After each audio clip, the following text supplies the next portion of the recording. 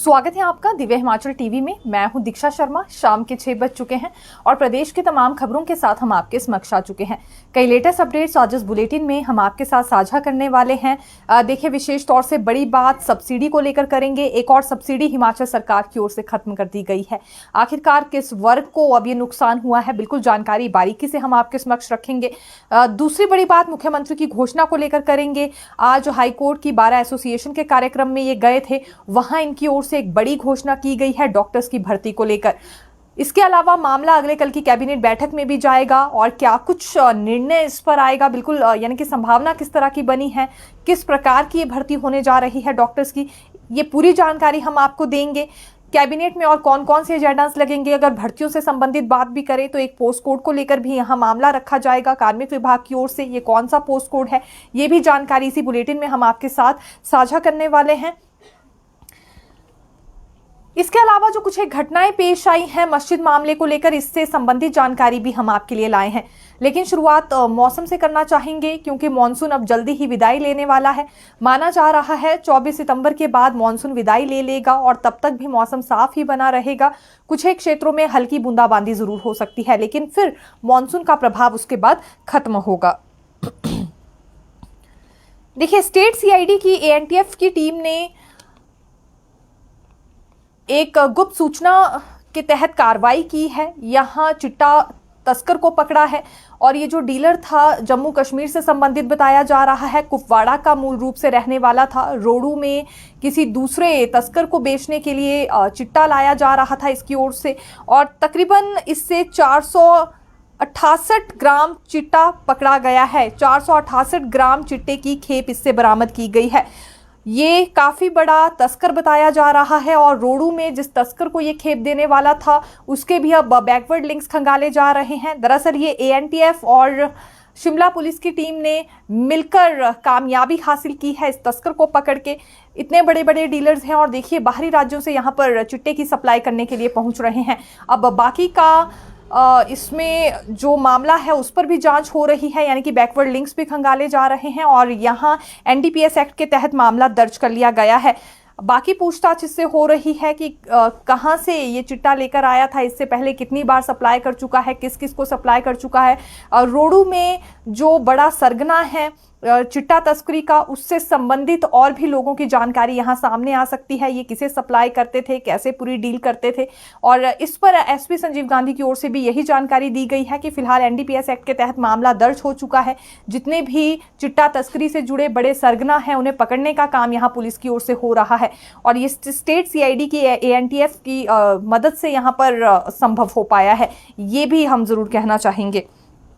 इसके अलावा मस्जिद मामला लगातार गर्माता जा रहा है। सबसे पहले देखिए संजौली में प्रदर्शन हुआ, लेकिन अब जिला शिमला के ही नेरवा तक इसकी गूंज पहुंच गई है। नेरवा में करनी सेना और अन्य हिंदू संगठनों की ओर से आज बड़ा प्रदर्शन किया गया है। करनी सेना और हिंदू संगठनों ने चेतावनी दे दी है कि अगर अगले 10 दिन तक वेरिफिकेशन नहीं होती है बाहरी राज्यों से आए हुए लोगों की वहां, तो फिर ये दोबारा अपना आक्रोश दिखाएंगे। हालांकि आज भी पुलिस के साथ इनकी धक्का मुक्की हुई। ये मस्जिद की ओर बढ़ने वाले थे, पुलिस कर्मियों ने इन्हें रोकने का प्रयास किया। उसी बीच बैरिकेड्स भी इनकी ओर से तोड़ने की कोशिश हुई और पुलिस के साथ धक्का मुक्की भी हुई। बाद में पुलिस ने इन्हें किसी तरह से समझाया बुझाया और फिर ये मान गए, लेकिन 10 दिन का अल्टीमेटम वहां नेरवा में दे दिया गया है हिंदू संगठनों की ओर से कि वेरिफिकेशन प्रोसेस जल्द से जल्द बाहरी राज्यों से आए लोगों का पूरा किया जाए। और दूसरी मांग ये उठा रहे हैं कि वक्फ बोर्ड को ही समाप्त कर दिया जाए। वक्फ बोर्ड अगर खत्म हो जाएगा तो इस तरह की अवैध गतिविधियां नहीं होंगी। हिंदू संगठनों का मानना है कि नेरवा में काफी वर्षों से जो विशेष समुदाय यानी कि मुस्लिम समुदाय के लोग रह रहे हैं, उन्होंने हमेशा ही आपसी भाईचारा बनाए रखा। उन्होंने कभी भी ऐसी अवैध गतिविधियों को अंजाम नहीं दिया और उनके साथ कोई झड़प भरा मामला भी आज तक वहां सामने नहीं आया है। लेकिन जो कुछ वर्ष पहले ही या कुछ महीने पहले ही बाहरी राज्यों से यहाँ कुछ लोग पहुंच गए हैं और विशेष समुदाय के हैं, ये माहौल को बिगाड़ने की कोशिश कर रहे हैं। आपसी भाईचारा रखना दूर की बात है, ये मारपीट और रेप जैसी घटनाओं को वहां पर अंजाम दे रहे हैं, जिसे सहन नहीं किया जाएगा। इसीलिए अगले 10 दिन में वेरिफिकेशन प्रोसेस पूरा किया जाए, ये नेरवा में लोगों की ओर से चेतावनी दे दी गई है। लेकिन बड़ी मांग देखिए इसमें क्या उठाई गई है कि जो वक्फ बोर्ड है उसे खत्म किया जाए। हालांकि ये मांग अब हर जगह ही उठने लगी है। फिलहाल अगर हम सिरमौर की भी बात करें, वहां भी कुछ हिंदू संगठनों की ओर से यही अल्टीमेटम दिया गया है कि जल्द से जल्द वक्फ बोर्ड को समाप्त करने पर फैसला लिया जाए। अवैध गतिविधियां इसी बोर्ड के थ्रू कहीं ना कहीं हो रही है, ये कुछ एक संगठनों का मानना है। इस पूरे माहौल के बीच माकपा की ओर से भी एक ऐलान हुआ है। ये 27 सितंबर को शिमला सिटी में बड़ी रैली निकालेंगे और ये रैली निकाल रहे हैं हिमाचल प्रदेश के चैन, अमन और भाईचारे को कायम रखने के लिए। इनकी ओर से संदेश ये दिया जाएगा कि जैसे आज से पहले दोनों समुदायों के बीच भाईचारा था, उसे आगे भी बरकरार रखा जाए। यहाँ सांप्रदायिक घटनाओं को अंजाम दिया जा रहा है, सांप्रदायिक हिंसा को बढ़ाया जा रहा है। कुछ शरारती तत्व है जो कि माहौल बिगाड़ने में लगे हुए हैं, लेकिन हमें ऐसे शरारती तत्व और ऐसे कुछ एक संगठनों की बात में नहीं आना है, बल्कि आपसी भाईचारा कायम रखना है। इसलिए माकपा और इनके साथ जुड़े कुछ एक फ्रंटल संगठन भी इस पूरे रैली में, इस पूरी रैली में इनकी ओर से भागीदारी दिखाई जाएगी और यही बात ये दोहराने वाले हैं, यही संदेश देने वाले हैं कि आने वाले दिनों में आपसी भाईचारा कायम रखा जाए। लेकिन दूसरी ओर हिंदू संगठन काफी ज्यादा आक्रोश में है। ये पीछे नहीं हटेंगे जब तक अब वक्फ बोर्ड को समाप्त नहीं किया जाता या वेरिफिकेशन पूरी नहीं हो जाती। ये हिंदू संगठनों की ओर से यहां दावा हो रहा है। अब देखिए, माहौल इस तरह का बन गया है कि विशेष समुदाय के लोग दिल्ली जा पहुंचे हैं, जहां इन्होंने कांग्रेस के राष्ट्रीय नेताओं से मुलाकात की है। केसी वेणुगोपाल से विशेष समुदाय ने वहां मुलाकात की और साथ ही साथ कांग्रेस अल्पसंख्यक मोर्चा के राष्ट्रीय अध्यक्ष इमरान प्रताप गढ़ी से भी मुलाकात की है। ये कांग्रेस अल्पसंख्यक मोर्चा के प्रदेश अध्यक्ष इकबाल मोहम्मद की अगुवाई में प्रतिनिधिमंडल वहां गया था। इनकी ओर से बात ये रखी गई है केसी वेणुगोपाल के सामने कि फिलहाल हिमाचल प्रदेश में माहौल खराब किया जा रहा है। जो मुस्लिम समुदाय के लोग हैं, इनमें डर की भावना पैदा की जा रही है, डर का माहौल इनमें बढ़ाया जा रहा है। ऐसा आज से पहले कभी नहीं हुआ। हिमाचल में कोई भी सरकार रही हो, उसने कभी भेदभाव नहीं किया, लेकिन कुछ लोग हैं जो कि माहौल बिगाड़ने पर आ गए हैं और विशेष समुदाय के खिलाफ नारेबाजी कर रहे हैं, अभद्र शब्दों का इस्तेमाल कर रहे हैं और अब तो मारपीट जैसी घटनाओं को भी अंजाम देने लगे हैं। इस पूरे माहौल को ठीक किया जाए, दोबारा से शांति हिमाचल प्रदेश में आनी चाहिए। ये बात इन्होंने कांग्रेस के राष्ट्रीय नेताओं के समक्ष रखी, जिसके बाद इसी प्रतिनिधिमंडल की ओर से यह भी दावा किया जा रहा है, जो मिलने गया था दिल्ली में नेताओं से, कि केसी वेणुगोपाल ने मुख्यमंत्री सुक्खू को फोन से संपर्क किया, टेलीफोनिकली उनकी बात हुई और सीएम सुक्खू को उन्होंने ये सभी घटनाएं खत्म करने के लिए कहा है। उनका कहना है कि इन सभी घटनाओं पर रोक लगाई जाए, प्रदेश में दोबारा से शांतिपूर्वक माहौल बनाया जाए। ऐसे कुछ कदम अब सरकार को उठाने होंगे। तो ये भी एक पूरा वाक्य सामने आया है, जहां एक और हिंदू संगठन भड़के हुए हैं, लगातार मांग उठा रहे हैं बाहरी राज्यों से आए लोगों की वेरिफिकेशन हो, अवैध रूप से जो दुकानें खोलकर बैठे हैं, अवैध रूप से रह रहे हैं मस्जिदों में, उन्हें बाहर का रास्ता दिखाया जाए। दूसरी ओर विशेष समुदाय दिल्ली पहुंच गया है, जिनका ये मानना है कि मुस्लिम समुदाय को तंग किया जा रहा है और उनमें डर का माहौल पैदा किया जा रहा है। लेकिन बड़ा सवाल यह है कि जो वक्फ बोर्ड को लेकर मांग उठी है, क्या हिंदू संगठनों की ये पूरी हो पाएगी? क्योंकि सिरमौर की शिलाई में भी 21 सितंबर को ये बड़ा प्रदर्शन होने जा रहा है और वहां भी इसी वजह से हो रहा है कि वक्फ बोर्ड को खत्म किया जाए। दूसरी बड़ी बात, ये जो विशेष समुदाय आज दिल्ली पहुंच गया है, इससे पहले भी यहाँ हिमाचल प्रदेश में मुस्लिम समुदाय की ओर से एक ऐसा ही कदम उठाया गया था। बात हम सिरमौर के पौंटा साहिब की कर रहे हैं, जहां एसडीएम को ज्ञापन सौंप दिया गया है विशेष समुदाय की ओर से कि अभद्र टिप्पणियां उनके खिलाफ हो रही हैं, नारेबाजी हो रही है और जो लोग इस तरह के नारेबाजी को अंजाम दे रहे हैं उन पर सख्त कार्रवाई होनी चाहिए। हालांकि मंडी नगर निगम कोर्ट में ये फैसला सुना दिया गया है कि 30 दिन के भीतर वहां जेल रोड में जो मस्जिद का अवैध निर्माण हुआ है उसे हटाया जाए। और इसी मामले पर पिछले कल सोलन में कुछ व्यापारी आपस में भिड़ भी गए थे। तो जगह जगह घटनाएं देखने के लिए मिल रही है। देखिए, विवाद ये मंडी में हुआ, लेकिन व्यापारी सोलन में इसी बात को लेकर आपस में भिड़ गए। अब नेरवा में आज प्रदर्शन हुआ है, लेकिन असर इसका शिलाई में भी हुआ और शिलाई के संगठनों ने भी ये चेतावनी दे दी है कि अब 21 सितंबर को इनकी ओर से भी प्रदर्शन किया जाएगा। तो हिमाचल प्रदेश में एक ही आवाज, एक ही स्वर नजर आ रहा है कि बाहरी राज्यों से जो लोग आए हैं, बिना वेरिफिकेशन के रह रहे हैं, अवैध रूप से रह रहे हैं, उन्हें बाहर का रास्ता दिखाया जाए और बीते काफी वर्षों से जो लोग यहाँ रह रहे हैं, यहाँ के स्थानीय जो अब कहलाए जाते हैं, उनसे देखिए किसी को ऐतराज नहीं है। हर हिंदू संगठन कह रहा है कि काफी वर्ष जिन लोगों को यहाँ हो गए हैं, उन्होंने आज तक आपसी भाईचारा बनाया हुआ था, आज तक ऐसी अवैध गतिविधियों का अंजाम नहीं दिया, ना अवैध रूप से दुकान खोली। ये जो कुछ महीने पहले यहाँ आकर बसे हैं या 2 से 3 साल पहले यहाँ आकर बसे हैं, सिर्फ यही माहौल बिगाड़ने की कोशिश कर रहे हैं, तो इनकी वेरिफिकेशन होना जरूरी है। फिलहाल हिंदू संगठनों से जुड़ी और विशेष समुदाय से जुड़ी जानकारी हम आपको दे ही चुके हैं, लेकिन इस बीच राजनीति भी गरमाई हुई है और बात आज यहाँ भाजपा विधायक रणधीर शर्मा की ओर से ये कही गई है कि जब संजौली मस्जिद को लेकर प्रदर्शन हुआ तो उसके बाद सर्वदलीय बैठक मुख्यमंत्री ने बुलाई और ये ऐलान भी कर दिया कि बाहर से आए हुए लोगों की वेरिफिकेशन होगी। लेकिन सेशन के दौरान बड़ा मुद्दा उन दुकानों को लेकर गूंजा था जो अवैध रूप से विशेष समुदाय की ओर से चलाई जा रही हैं और इसके लिए स्ट्रीट वेंडर पॉलिसी लाई जाएगी, ये ऐलान सेशन में भी हुआ था। पॉलिसी बनाने के लिए कमेटी का गठन करने की बात हुई थी और मुख्यमंत्री ने उस दिन भी कहा था कि वो जल्दी ही विधानसभा अध्यक्ष कुलदीप सिंह पठानिया से मुलाकात करेंगे, लेकिन 1 हफ्ते का समय बीत गया है, अभी तक उन्होंने कोई मुलाकात नहीं की और ना ही इस कमेटी का गठन हुआ है। यहां से गंभीरता सरकार की देखी जा सकती है कि कितनी है। विवाद क्योंकि सिर्फ अवैध मस्जिद को लेकर नहीं है, बल्कि विवाद यहाँ दुकानों को लेकर भी है जो अवैध रूप से रेडी फड़ी सजाई गई है, उसे लेकर भी है और भी यहाँ कुछ एक मुद्दे उठे हैं जो पूरी तरह से अवैध बताए जा रहे हैं। तो ये स्ट्रीट वेंडर पॉलिसी लाने की बात हुई थी, लेकिन इसके लिए कमेटी का गठन अभी तक नहीं हो पाया है और वामपंथियों की राह पर अब कांग्रेस की सरकार चल रही है, बिल्कुल वैसा बर्ताव कर रही है जैसे वामपंथी करते हैं। उनकी विचारधारा कांग्रेस ने अपना ली है। ये भी आज भाजपा विधायक रणधीर शर्मा की ओर से बड़ी स्टेटमेंट दी गई है। एक और बड़ा मामला सामने आया है, ये द्रंग विधानसभा क्षेत्र में हटौन गांव है जो कि पूरी तरह से खतरे की जद में आ गया है। दरअसल मंगलवार को जब तेज बारिश हुई तो सड़क के बीचों बीच वहां गड्ढा पड़ गया था। हटौन गांव का ये मुख्य मार्ग है जहां बड़ा गड्ढा सड़क के बीचों बीच हो गया है और 24 घंटे के भीतर इस गड्ढे का आकार और ज़्यादा बढ़ गया है। लेकिन लोग इस वजह से घबरा रहे हैं क्योंकि जो गड्ढे से मलबा गिर रहा है वो सीधा टनल के भीतर जा रहा है।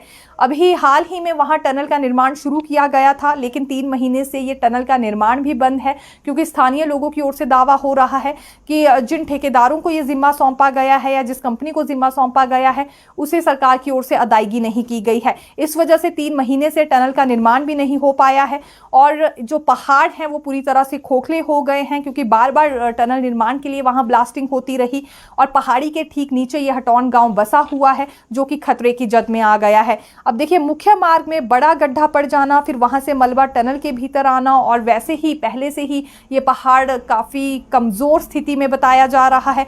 हालांकि स्थानीय लोगों ने शिकायत ये भी की है कि इन्होंने कई दफा डीसी मंडी को पत्र लिखा, NHAI को भी पत्र लिखा कि वहां आकर जांच की जाए, कहीं ये पहाड़ पूरा नीचे ना आ जाए। जैसा कि हम हिमाचल प्रदेश में देखते भी हैं कि अधिकतर हिस्सा पहाड़ी का कब नीचे लुढ़क जाए इस बात की कोई जानकारी नहीं होती।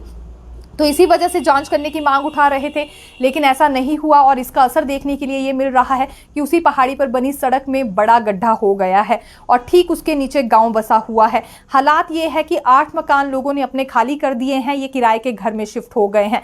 2 गौशालाएं वहां पर खाली करवा दी गई हैं और तीसरी बड़ी बात की जो प्राथमिक पाठशाला है वो भी खतरे की जद में आ गई है, जिस वजह से बच्चे स्कूल भी नहीं जा पा रहे हैं। तो यहाँ हालात ठीक नहीं है। 24 घंटे के बाद गड्ढे का आकार बहुत बड़ा हो गया है, ये गड्ढा अब और ज्यादा बड़ा हो सकता है, ये भी वहां के लोगों की ओर से दावा हो रहा है और पूरा हटौन गांव इस वक्त दहशत में जी रहा है, डर के साए में है कि न जाने कब ये पूरी पहाड़ी काल का ग्रास बनकर उनके ऊपर आ जाए। और यहाँ प्रशासन को, सरकार को, NHAI को और टनल निर्माण कंपनी को भी इसके लिए स्थानीय लोग पूरी तरह से जिम्मेदार ठहरा रहे हैं। कल पेंशनर्स की ओर से बड़ा प्रदर्शन किया जाएगा। ये उपायुक्त कार्यालय के बाहर एकत्रित होने वाले हैं 3 बड़ी डिमांड्स को लेकर। एक तो ये कि इन्हें महीने की पहली तारीख को ही पेंशन चाहिए जैसे कि पहले मिला करती थी। दूसरी बात ये, इन्हें कब तक अपने DA एरियर का इंतजार करना होगा, जल्द उसकी अदायगी की जाए। तीसरी बड़ी बात इनकी ओर से ये रखी जा रही है कि 60, 65, 70 और 75 वर्ष के बाद जो पेंशन में वृद्धि होती है उसका भुगतान भी इन्हें दिया जाना चाहिए। मेडिकल बिलों तक का भुगतान इनका नहीं हो रहा है, तो कब तक इन्हें इंतजार करना होगा। अब ये और ज्यादा संयम नहीं रखने वाले हैं, इसलिए अगले कल उपायुक्त कार्यालय के बाहर प्रदर्शन करेंगे शिमला में, और सिर्फ शिमला में नहीं बल्कि ऑल ओवर हिमाचल में जिला मुख्यालय में इनकी ओर से प्रदर्शन होने वाला है। ये इंतजार कर रहे थे कि सरकार इन्हें वार्ता के लिए बुलाएगी, लेकिन जब ऐसा नहीं हुआ तो अब इन्होंने कॉल दे दी है और हर जिला मुख्यालय में कल पेंशनर्स गरजने वाले हैं। बात सिर्फ पेंशनर्स की नहीं है बल्कि बेरोजगार युवा भी कल सचिवालय के बाहर पहुंचेंगे। ये वो बेरोजगार हैं जो नई भर्तियों का इंतजार कर रहे हैं। इनका कहना है कि तकरीबन 6500 के पद के करीब पद यहां स्वीकृत किए गए थे सरकार की ओर से, लेकिन अभी तक नहीं भरे गए हैं क्योंकि राज्य चयन आयोग का गठन जरूर कर दिया गया, बहाल नहीं हो पाया है, फंक्शनल नहीं हो पाया है। आखिरकार कितना ज्यादा समय इसमें और लग जाएगा। राज्य चयन आयोग अभी तक फंक्शनल इस वजह से भी नहीं हो पाया है क्योंकि शपथ ग्रहण ही नहीं हो पाई है अध्यक्ष और दोनों सदस्यों की। ये भी एक बड़ा सवाल है कि इतना ज्यादा समय इसमें क्यों लग रहा है। दूसरी बड़ी बात इन युवकों की ओर से ये कही जा रही है कि दीपक सानन की कमेटी इसके लिए तैयार की गई थी, दीपक सानन की अध्यक्षता में कमेटी बनाई गई थी, लेकिन कमेटी की ओर से जो सीबीटी प्रणाली लागू करने का सुझाव दिया गया है वो किसी काम का नहीं है जब तक हिमाचल सरकार के पास अपना इंफ्रास्ट्रक्चर नहीं होगा, भर्ती करवाने वाली एजेंसी नहीं होगी, तब तक ये नई भर्तियों का सिलसिला शुरू नहीं होने वाला है। रोजाना ये युवक लाइब्रेरी पहुंचते हैं ताकि एंट्रेंस टेस्ट के लिए तैयारी कर सके, लेकिन जब नई भर्तियां ही नहीं हो रही हैं तो इनके इतने पढ़ने का क्या फायदा है, सवाल इनकी ओर से ये उठाया गया है। काफी संख्या में कल सचिवालय के बाहर ही आएंगे और सवाल इनका ये रहेगा कि राज्य चयन आयोग कब तक फंक्शनल हो रहा है, पुरानी भर्तियां जो फंसी हैं जिनका रिजल्ट घोषित नहीं हो पाया है उसमें और कितना ज़्यादा समय लगने वाला है। तकरीबन ये 86 पोस्ट कोड लंबित है और इसमें 1150 पोस्टें बताई जा रही हैं, जिसे लेकर इंतज़ार अभ्यर्थियों में है कि कब नौकरी इनके हाथ लग पाएगी। और ये 6500 के करीब पद स्वीकृत जरूर किए गए हैं, लेकिन इन्हें भरने के लिए कैलेंडर जारी किया जाना चाहिए सरकार की ओर से। ये वार्षिक कैलेंडर जारी किया जाए भर्तियों के लिए कि आखिरकार क्या टारगेट लेकर सरकार चल रही है, एक साल में कितने पद भरे गए हैं, उससे ये पूरी रिपोर्ट सार्वजनिक हो पाएगी। ये भी इन युवाओं की ओर से माना जा रहा है। ये दरअसल शिक्षित बेरोजगार संघ है। पिछले कल प्रेस वार्ता इन्होंने बुलाई थी, अगले कल सचिवालय में नजर आएंगे और कोशिश हम बिल्कुल करने वाले हैं कि लाइव बातचीत इनके साथ हो सके। मेडिकल ऑफिसर भर्ती को लेकर भी जानकारी देंगे। ये यूनानी मेडिकल ऑफिसर के पदों के लिए 10 अभ्यर्थियों को लोक सेवा आयोग की ओर से रिजेक्ट कर दिया गया है। आयुर्वेद विभाग में ये भर्ती होनी है और उन 10 अभ्यर्थियों को रिजेक्ट किया गया है जिन्होंने अपने प्रमाण पत्र सही से नहीं दिए थे। डॉक्यूमेंटेशन में एक तरह से ये रिजेक्ट हो गए हैं। वेबसाइट पर ये पूरी सूची डाल दी गई है। इससे पहले इंटरव्यू हो गए थे और साक्षात्कार होने के बाद ये यहाँ लिस्ट सामने आई है। डॉक्यूमेंटेशन भी एक तरह से हो चुकी है। कुछ प्रमाण पत्र सही से नहीं लगाए गए थे और कुछ एक मिसिंग भी यहाँ अभ्यर्थियों के प्रमाण पत्र बताए जा रहे हैं, जिस वजह से रिजेक्शन का इन्हें सामना करना पड़ा है। फॉरेस्ट गार्ड भर्ती को लेकर बड़ी जानकारी देंगे क्योंकि ये वन विभाग की ओर से फाइल भेजी गई थी अप्रूवल के लिए वित्त विभाग को। वित्त विभाग ने इसमें हामी भर दी है। अगले कल मामला मंत्रिमंडल की बैठक में रखा जाएगा, जो कि ठीक 12 बजे मुख्यमंत्री की अध्यक्षता में होने जा रही है और फिर उसके बाद जब अंतिम मंजूरी सरकार की मिल जाएगी तो ये फॉरेस्ट गार्ड भर्ती भी शुरू हो पाएगी। उन अभ्यर्थियों के लिए राहत भरी खबर है जो कि फॉरेस्ट गार्ड भर्ती का इंतजार कर रहे थे, यानी कि अगली प्रक्रिया इसमें पूरी होगी। ये क्योंकि वित्त विभाग की ओर से अभी इसमें हामी भर दी गई है, तो आगामी कदम अब उसके बाद उठा लिया जाएगा जैसे ही मंत्रिमंडल की ओर से मंजूरी मिलती है। हालांकि दूसरी ओर वन मित्र भर्ती का भी इंतजार हो रहा है, लेकिन इसमें नया ट्विस्ट ये आ गया है कि अब 10 अंक का साक्षात्कार नहीं होगा हाईकोर्ट के ऑर्डर्स के बाद। तो साक्षात्कार की जगह में क्या प्रावधान रखा जा सकता है, क्या नई व्यवस्था हो सकती है अभ्यर्थियों के लिए, इस पर अभी कोई ज्यादा हलचल हमें नजर नहीं आई है, लेकिन सोच विचार जरूर विभाग की ओर से हो रहा है। ये 10 अंक भी क्योंकि कहीं ना कहीं एडजस्ट करने होंगे, तो इंटरव्यू में नहीं तो कहाँ किए जा सकते हैं, ये सवाल है। और अभ्यर्थियों की ओर से इसमें पहले ही ग्राउंड टेस्ट दे दिया गया है। हालांकि फॉरेस्ट गार्ड पर मंत्रिमंडल का फैसला आते ही या यूं कह लीजिए अंतिम मंजूरी होते ही ये अगला कदम विभाग की ओर से भर्ती प्रक्रिया के लिए शुरू कर दिया जाएगा। देखिए, जो स्कूल 20 तक की संख्या रखते हैं वो भी मर्ज होंगे। शिक्षा मंत्री रोहित ठाकुर की ओर से ये संकेत दिए गए हैं। देखिए, जो भी नेशनल अचीवमेंट सर्वेज हैं वहां लगातार हिमाचल प्रदेश पिछड़ता जा रहा है शिक्षा के स्तर में, और कैसे गुणवत्ता लाई जाए, कैसे छात्रों के स्किल्स को, पढ़ाई को इम्प्रूव किया जाए, इसके लिए रोजाना सरकार की ओर से कोई ना कोई नया कदम उठाया जा रहा है। अब शिक्षा मंत्री रोहित ठाकुर ने संकेत ये दिए हैं कि 6ठी से लेकर 10वीं तक ऐसे स्कूल जहां पर 20 से भी कम संख्या होगी उन्हें भी मर्ज किया जाएगा। और एक बात इसमें और है कि जो वरिष्ठ माध्यमिक स्कूल होंगे जहां संख्या 25 से कम है, उन्हें हाई स्कूल तक ही रखा जाएगा। तो ये बड़ी जानकारी कहना चाहेंगे। हायर और सीनियर सेकेंडरी स्कूल्स जहां 20 से कम संख्या है उन्हें मर्ज कर दिया जाएगा। वरिष्ठ माध्यमिक स्कूल जहां 25 के करीब ही संख्या है उन्हें वरिष्ठ माध्यमिक नहीं रहने दिया जाएगा, बल्कि उन्हें हायर स्टडीज तक ही रखा जाएगा। 2800 के करीब पद भरे जाने हैं शिक्षा महकमे में, और इस पर शिक्षा मंत्री ने कहा कि अब राज्य चयन आयोग जल्दी ही फंक्शनल हो जाएगा, उसके बाद ये भर्ती होगी। 1500 के करीब इसमें टीजीटी और जेबीटी भरे जाने हैं। अभी बैच वाइज आधार पर जो भर्तियां हो रही हैं उसमें नियुक्ति शिक्षकों को ऐसे स्कूलों में दी जा रही है जहां पहले से सिंगल टीचर्स हैं या विदाउट टीचर्स जो स्कूल चल रहे थे, ताकि आने वाले समय में बच्चों को इस बात को लेकर सफर ना करना पड़े कि वहां शिक्षकों की कमी है या शिक्षक है ही नहीं। पिछले 20 वर्षों के आंकड़े अगर हम मिडिल, प्राइमरी और हायर स्कूल्स में देखें तो 5 लाख तक संख्या छात्रों की कम हो गई है। अब इस संख्या को कैसे बढ़ाना है, एनरोलमेंट कैसे बढ़ाई जाए, इसी पर सोच विचार किया जा रहा है सरकार की ओर से। स्कूल छुट्टियों में बदलाव हो सकता है, ये भी शिक्षा मंत्री ने संकेत दिए हैं।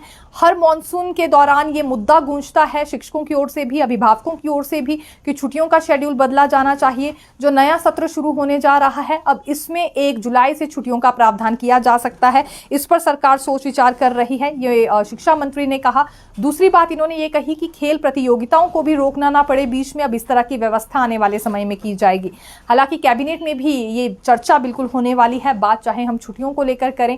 और दूसरी बात, ये जो खेल प्रतियोगिताओं पर बार बार मौसम के चलते अंकुश लगाना पड़ता है या अन्य समस्याएं बीच में आ जाती हैं, इससे कैसे निपटा जाए, कैसे व्यवस्था लागू रखी जाए, इस बात पर सरकार विचार करेगी। देखिए, हिमाचल सरकार ने एक और सब्सिडी को खत्म कर दिया है, और ये जो उद्योगों को प्रति यूनिट 1 रुपए के हिसाब से सब्सिडी दी जा रही थी, इस पर रोक लगा दी गई है, क्योंकि सरकार कोशिश ये कर रही है कि कैसे रेवेन्यू को बढ़ाया जा सके। इसके लिए चाहे सब्सिडाइज यात्रा है या अन्य सब्सिडाइज सुविधाएं हैं, उन्हें बंद करने का फैसला लिया जा रहा है। हालांकि जो छोटे उद्योग हैं, या फिर ऐसा कह लीजिए कि 22 केवी उपयोग तक के छोटे उद्योग हैं, उन्हें ये सब्सिडी जारी रहेगी। उन्हें प्रति यूनिट 1 रुपए के हिसाब से सब्सिडी मिलेगी। इतना ही नहीं, इनकी इलेक्ट्रिसिटी ड्यूटी को भी 16% से घटाकर 10% कर दिया गया है। लेकिन बड़े उद्योगों को अब ये प्रति यूनिट 1 रुपए के हिसाब से सब्सिडी नहीं मिलने वाली है। लेकिन इसके बावजूद भी पंजाब और हरियाणा से सस्ती बिजली हिमाचल प्रदेश में मिलेगी। 50 पैसे से 1 रुपए तक प्रति यूनिट ये सस्ती बताई जा रही है। कैबिनेट में कौन कौन से बड़े फैसले कल हो सकते हैं और कौन से एजेंडास को लेकर चर्चा होगी, क्या संभावना है, ये भी जानकारी आपको देते हैं। मुख्यमंत्री सुक्खू की अध्यक्षता में, क्योंकि ठीक 12 बजे से कैबिनेट बैठक होगी, बड़ी बात भर्ती को लेकर करना चाहेंगे। देखिए, जो मार्केट सुपरवाइजर की भर्ती है, फिलहाल इसका रिजल्ट घोषित करने पर मामला कैबिनेट बैठक में रखा जा सकता है। पहले भी रिजल्ट घोषित हुआ था, लेकिन फिर भंग कर दिया गया था।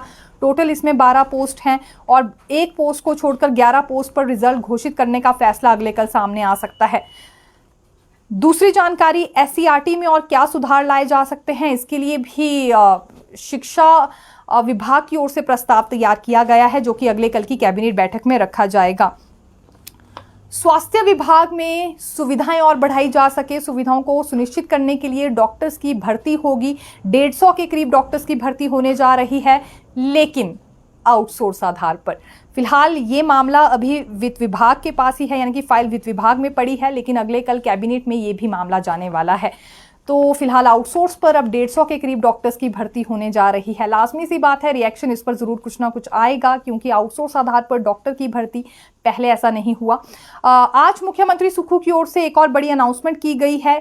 ये हाईकोर्ट में बार एसोसिएशन के कार्यक्रम में गए थे, जहां इनकी ओर से ये कहा गया कि ये सचिवालय में एक फाइल साइन करके आ रहे हैं, जिसके बाद इमरजेंसी के दौरान डॉक्टर्स तैनात किए जाएंगे, IGMC में भी और टाडा मेडिकल कॉलेज में भी। इससे पहले देखिए स्थिति क्या रहती थी, मान लीजिए रात के समय गंभीर हालत में कोई मरीज जाता है तो डॉक्टर्स की कमी रहती थी, लेकिन अब खास तौर पर डॉक्टर्स की पोस्टिंग की जाएगी, उन्हें तैनात किया जाएगा, ताकि वो इमरजेंसी में भी अपनी पूरी सेवाएं दे सके और मरीजों को किसी तरह की कोई परेशानी ना आए।